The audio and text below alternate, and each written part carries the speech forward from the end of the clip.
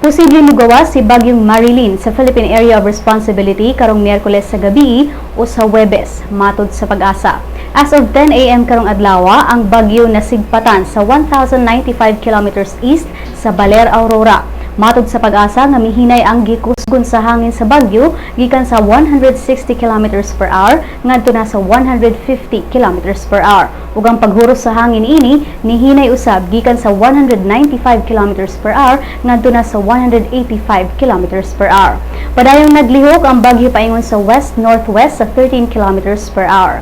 Matod sa Pag-asa nga dili direktang makaapekto sa nasud si Bagyong Marilyn ug dili na kini maglandfall apan padayon ang monitoring sa ahensya. Mipahimangno usab ang Pag-asa sa mga mananagat nga dili usab mogbiyahe sa northern ug eastern seaboard sa Luzon ug Visayas tungod sa dagkong bawd. Si Marilyn nga adunay international name nga INFA mao ang ika-13 nga bagyo nga misulod sa PAR karong tuiga.